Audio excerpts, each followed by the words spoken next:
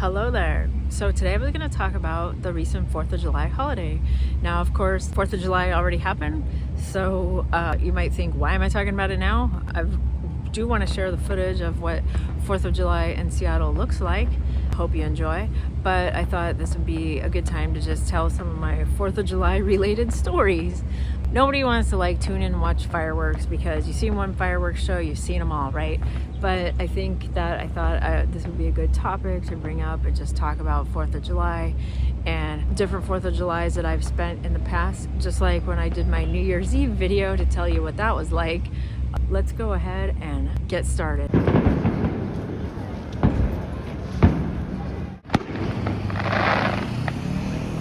Now, I will say that for 4th of July, I basically went to Fremont, an area of Seattle, and then I walked to Gasworks Parks. And for anyone that's interested, yes, that is kind of a long walk. It's about a 2-mile walk to go from where I was at in Fremont to go to Gasworks Park. And then, of course, eventually I had to walk back to my car another 2 miles.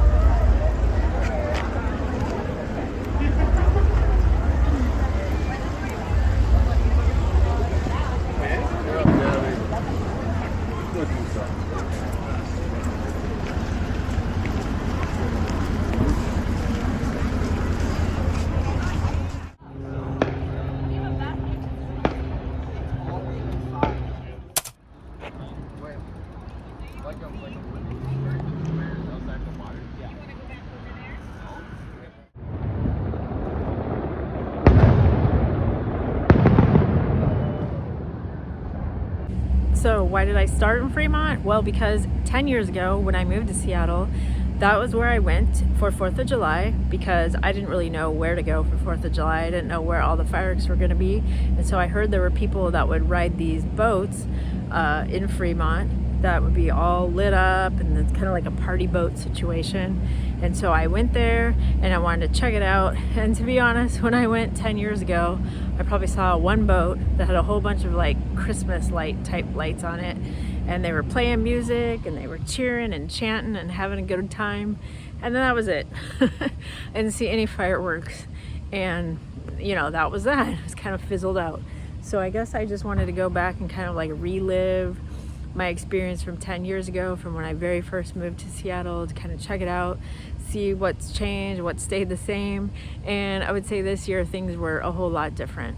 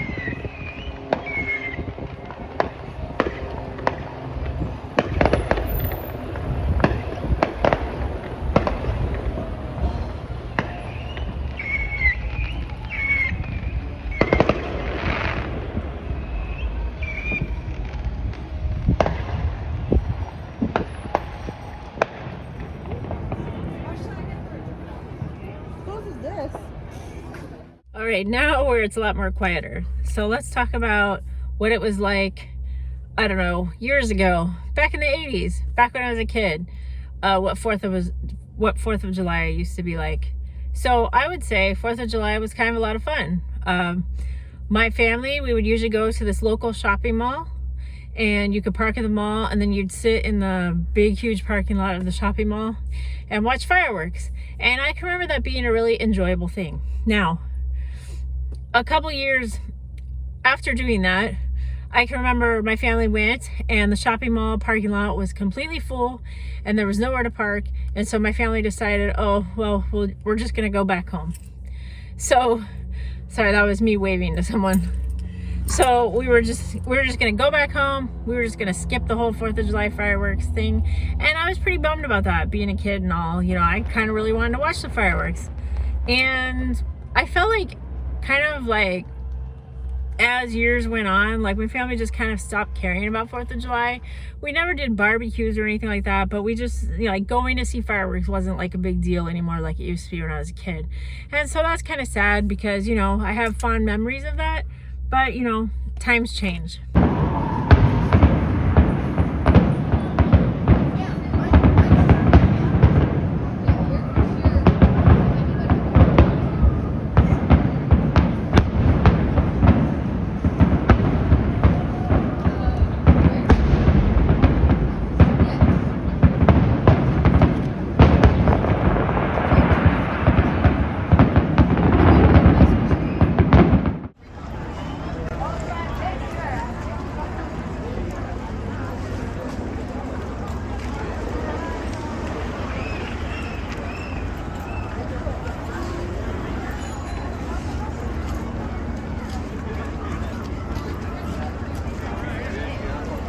This is actually like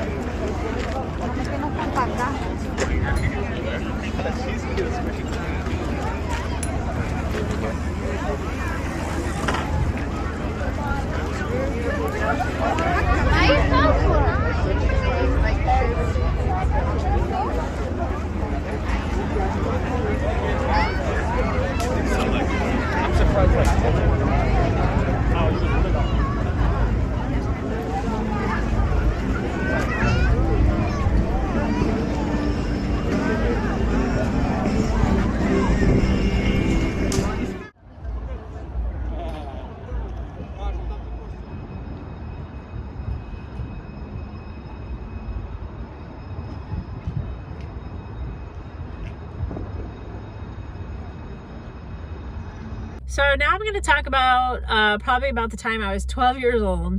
And, you know, 12 years old, that's kind of the time when you start to change from being a little kid to now you're a teenager, all grown up. And I would say that I consider myself to maybe be a little bit immature when it comes to stuff like that. I felt like there was a lot of times where I kind of still wanted to do little kid things and play with dolls and toys. And a lot of my friends that were my age were very like boy crazy. They had crushes on like New Kids on the Block. They wanted to wear makeup and high heels and do stuff that I just wasn't really interested in. Now, of course, I probably always considered myself somewhat of a tomboy because once I did become a teenager, I got very heavily involved in like skateboarding and stuff like that, which is, you know, not something you do in high heels unless you're really talented. But I would just say around the age of 12, because my mother had friends that they had kids my age, and so a lot of times, you know, when you say like, oh, bring the kids over and they'll all play together, or let's have a play date, whatever, I really started to feel like these girls would come over, girls same age as me, and they always wanted to do things that I just didn't want to do. Like they always wanted to go shopping for new clothes, they wanted to go buy makeup at the store, and I just felt like I wasn't there yet. Like I was still stuck in the little kid stuff. I wanted to like play games and play toys and all that sort of stuff. And I started to realize very much that, like, I don't know, that feeling of where you just don't quite fit in, where it's like everybody else is doing something, and I started to really be aware that I wasn't really like a part of what everyone else was doing. And the reason I'm talking about this being on a 4th of July is because I just felt like there was a time where, because my parents, they had invited a bunch of kids over and stuff, and we were with the other parents as well. And, you know, it was supposed to be an opportunity for all the kids to get together to play. And then they were going to all go out to watch fireworks. And I can remember this very distinctly, that I feel like this is a time where I know that I did this, that I actually like pretended to be sick to like get out of going, so that they could all go and I could just stay home alone and not go, because I just really felt like I didn't fit in and I didn't want to go. And if, you know, having to fake being sick or pretend to be sick was the only way I could think to get out of it at that age, you know, I was just a kid, I was 12. You know, I understand now that that's like manipulative, but, you know, at that age, I just thought this is the best way to get out of a situation, you know, just like when you don't want to take a test at school or something. Well, that's not something I ever did, because I was kind of an overachiever at school and I love taking tests. Yes, sorry to say. So anyways, I basically lied about being sick so I could get out of going to the 4th of July fireworks. I didn't want to have anything to do with the other kids my age. I felt like I also kind of like pushed my own self out of the situation, where I basically like ostracized myself, where I basically like, not only did I not fit in, but it's like I was making myself not fit in more by withdrawing from what everyone else was doing. And I know that there's times I've definitely done that in life, growing up, as an adult, I've done that. And I don't think it's a good thing to do. I don't think it's healthy behavior. And I just think that when I was young, I don't think it was necessarily recognized by anyone that this was something that I had done, meaning that I'm purposely avoiding people and situations just to get out of it, just because I didn't feel like I fit in. And it wasn't like, oh, well, I should totally change myself to try to fit in. I mean, I just wanted to be me. I didn't want to like grow up too fast. I didn't want to start like wearing makeup and dating boys. I was only 12, but that's what the other kids my age were doing. And I just didn't feel like I was that mature, grown up enough yet. But, you know, it's like you want to enjoy your childhood, but even then I was like too, I guess, scared or something. I don't know how to explain it, but I just feel like it's something that I definitely went through.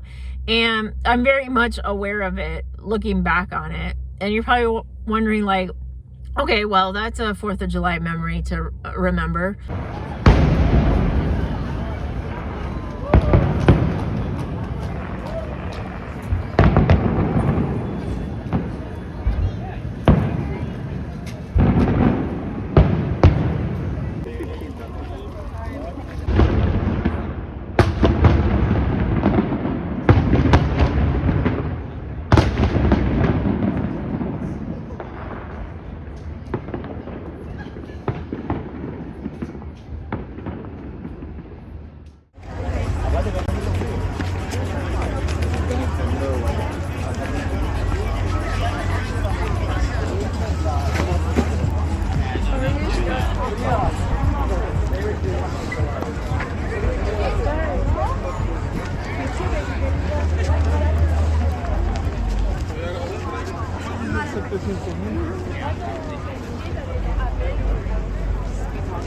Yeah.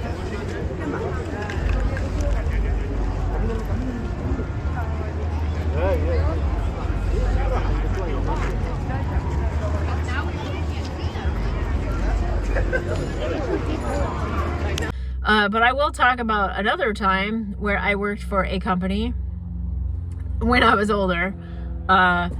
You know, probably, you know, one of the first jobs. Well, I had some good history with jobs. Like I'd worked at a company for about 2 years. And so I think maybe I've talked about this on a previous video, but I'll just get into it again here because it did happen around 4th of July. Now, I worked at this job for 2 years, and it wasn't necessarily a job that I necessarily enjoyed. It was just a job that I had, and, you know, I wasn't going to quit the job because, like everybody else, I had bills to pay. And it was like, you know, I was still young, you know, so when it's your first job, you don't really know what the whole real world experience is like yet. You know, you think that this is what all jobs are like. So basically, I worked at a place, and it was a retail store. And, you know, retail store, like you have the cash register and everything. So this store I worked at had like a no bag policy. So if you came in with like a big bag or backpack or something, that you're supposed to leave your bag at the front, like front cash register. Okay, so I was basically working like what they call a cash wrap, which is like this whole counter area where the cash register is. And someone came in and I asked them to leave their bag at the front, and I put the bag down. So this is something I've probably talked about on a previous video. So he put his bag down, and on top of where his bag was a newspaper, and it was kind of like one of those like help wanted newspapers where it lists all like these help wanted ads. And so that was laying there on top of his bag. So then one of the managers came in and said, "Oh, are you looking for a new job?" And I said, "No, that's not mine." And he was like, "Well, if you're looking for a new job, you probably shouldn't do it on the clock." And I'm like, "That's not my paper." And I'm like trying to explain that that was the customer's stuff, that I had asked this customer to leave his stuff at the front. And I guess this guy, the manager at the time, really believed that that was my stuff and that I was actually looking for another job on the clock. And so I guess this irked him in some way. You know, if I had been looking for a new job, I wasn't. It wasn't mine. He told me to go ahead and clock out and leave for the day. And then I thought, clock out? Like, why would I clock out? Also, I think in my mind, I was thinking like, is this a trick? Because if I clock out, then he's going to say I quit and I walked off the job. But I was thinking like, now if I'm fired, that means he has to tell me I'm fired and like force me to leave. I didn't really know how getting fired works because I'd never been fired. And I'd never actually seen anyone be fired like in real life, in the real world. So when he said I should clock out and leave for the day, I thought, I'm not going to clock out. This is a trick. This is a setup, right? They want me to clock out so I make it seem like I left on my own accord. So I was thinking like, no, like if I'm fired, I didn't know how, like I said, I didn't know how getting fired works. I thought they have to throw me out of here kicking and screaming. Like I thought that's how it works. I thought like they call the police and drag you out. I honestly didn't know what getting fired was really like. So I was just thinking like, no, I'm not gonna clock out. Like I was thinking like if I'm fired, like he has to like force me out of the building somehow. I thought that's really how it works. Like they physically remove you from the building if you're fired. Obviously this is way before, you know, me ever watching that Trump TV show where he's like, "You're fired." But like, you know, I just thought like, so I stood there and I was like, I'm not gonna clock out. I'm not gonna clock out. I'm just gonna continue working. Like you're gonna have to make me leave. But yeah, basically, I guess I was fired for supposedly looking for other jobs on the clock with that help wanted newspaper. But yeah, he basically went over to the computer and clocked me out and told me to go home. And then I was still thinking like, what does this mean? Like, do I come back tomorrow? Because I knew tomorrow was 4th of July, which meant the store was closed and we didn't work that day. So then I was like, do I go back on the 5th of July? Like, what does this mean? I didn't really truly know because nobody was saying to me the words, "You're fired." But, you know, through basically how things transpired is I left that job after I was, I guess, forced out. And then the next day was 4th of July. So that's when you celebrate your freedom. And for me, that was a freedom from this job that I really didn't even like in the first place. And then I thought maybe I should just look for other jobs. And then I thought, you know, obviously I should go get a copy of that newspaper, right? But then I thought, like, maybe I should, like, apply for unemployment. Because isn't that what happens when you lose a job? You're supposed to apply for unemployment. And, you know, like I said, I couldn't apply for unemployment because it was the 4th of July. It was a holiday. You know, I had to wait for all that to pass.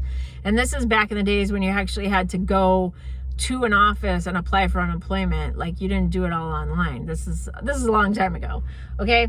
So like, instead of returning to work, I went down to the unemployment office and I applied for unemployment, and they asked me what happened basically. And I said, well, you know, I told them the story about the help wanted newspaper and how the guy thought it was mine and it wasn't mine.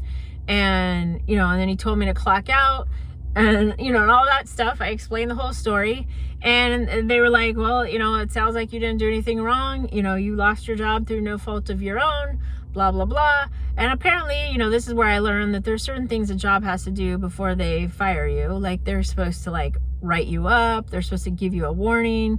They're supposed to notify you that you've broke some rule within the company. So I was kind of like, all right, whatever. And so what ended up happening is I got my unemployment. Like, basically I qualified for unemployment because I hadn't been notified of me breaking any rule. I hadn't been written up ahead of time or warned or anything. So basically just telling someone you're fired, like lickety split, yeah, you're allowed to fire someone with no reason at all whatsoever, but I still qualified for unemployment. So I got my freedom from that job and I got paid. Like,